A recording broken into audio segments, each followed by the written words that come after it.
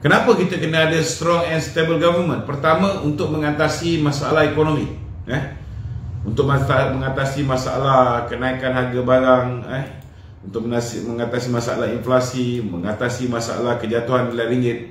Tuan-tuan, kita perlu sebuah kerajaan yang kuat. Kalau kita ada sebuah kerajaan yang kuat, kerajaan yang stabil, barulah pelabur akan berani masuk balik ke dalam negara kita, melabur di dalam negara kita.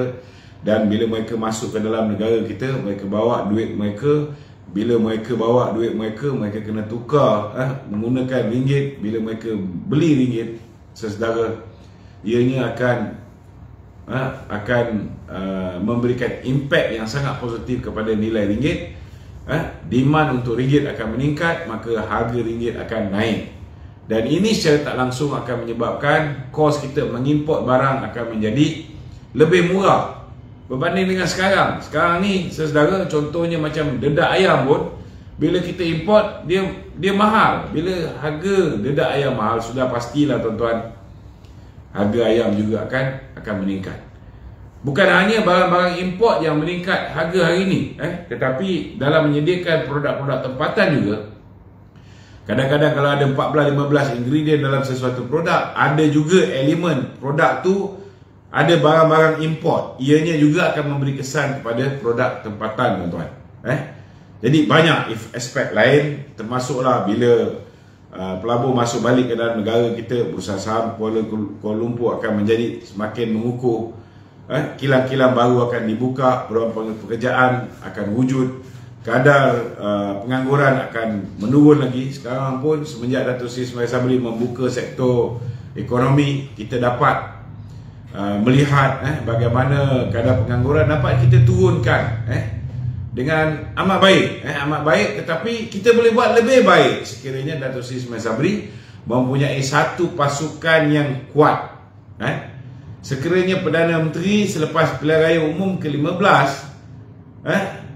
dia mempunyai barisan kabinet yang datang daripada parti komponen yang berada di dalam Barisan Nasional, sudah pastilah kita akan lebih mudah memerintah daripada keadaan sekarang. Perdana Menteri menghadap Yang di-Pertuan Agong nak mohon pembubaran, tetapi dalam masa yang sama Menteri Kabinet dia sendiri menghantar surat kepada Kebawah Duli Tuanku Yang di-Pertuan Agong meminta supaya tidak diadakan pilihan raya umum.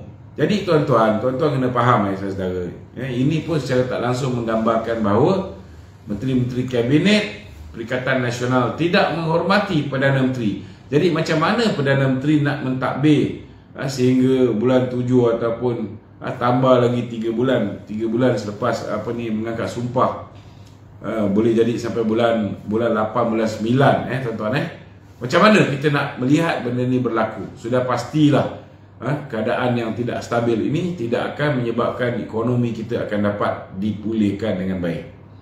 Dan kita kena faham juga masalah kedudukan politik yang tidak stabil ini amat perlu diselesaikan untuk memastikan ekonomi rakyat terjaga. Hari ini banyak benda yang memberi kesan kepada rakyat, bukan hanya harga barang, bukan hanya peluang pekerjaan, tetapi bila sebuah kerajaan itu mengamalkan polisi-polisi yang menyebabkan rakyat tertekan juga, ini juga tuan-tuan akan menjejaskan kehidupan rakyat secara holistik. Jadi tuan-tuan, saudara, banyak lagi faktor-faktor lain yang perlu dititik beratkan. Dan saya yakin, saudara, walaupun banyak alasan diberikan, kalau kita lihat sebenarnya UMNO ni kita minta supaya pilihan raya diadakan pada Februari 2020, tuan-tuan. Cuma pada ketika itu, saudara, ni antara punca kita hari ini berhadapan dengan masalah, ialah kerana pada ketika itu COVID baru menjelma. Bila COVID baru menjelma pada ketika itu, maka Kebawah Duli Tuanku merasakan bahawa risiko sekiranya pilihan raya diadakan sekitar Februari tahun 2020, kalau diadakan pembubaran parlimen pada ketika itu, ada kemungkinan besar pilihan raya itu akan menjadi pesta untuk COVID itu tersebar. Jadi atas dasar keselamatan rakyat, maka Kebawah-Duli Tuanku telah meminta supaya walaupun dia dah panggil, baginda dah panggil 222 ahli parlimen, meminta mereka untuk memutuskan sama ada untuk membuat pilihan raya atau memilih Perdana Menteri baru. Dan kalau nak pilih Perdana Menteri baru, siapa yang patut dipilih? Pada ketika itu UMNO dan PAS memutuskan mereka mahu pilihan raya diadakan. Dan pada ketika itu bila ditanya siapakah calon Perdana Menteri yang disokong, tidak ada seorang pun tuan-tuan yang telah mendapat lebih daripada 112 kursi ataupun simple majority untuk diangkat menjadi Perdana Menteri. Tak ada. Tak ada. Namun untuk elakkan daripada penularan wabak COVID-19 ini saudara, maka langkah yang diambil oleh baginda tuanku ialah meminta supaya ketua-ketua parti berpakat.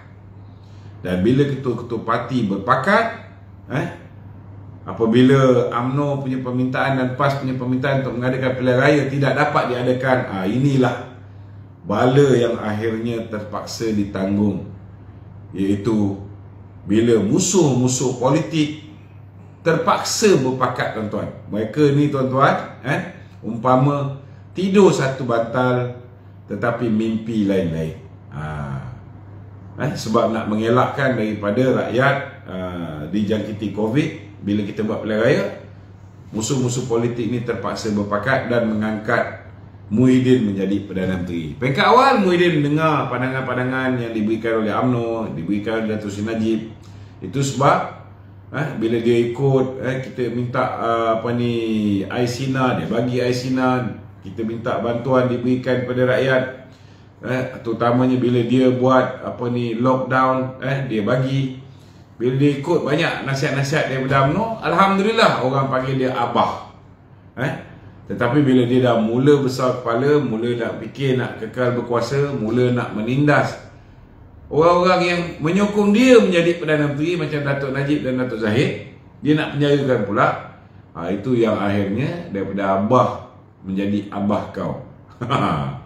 Jadi saudara, inilah antara benda-benda yang berlaku, yang menyebabkan saudara, saya merasakan inilah masa yang paling sesuai untuk parlimen dibubarkan dan kita mengadakan pilihan raya sebelum datangnya banjir.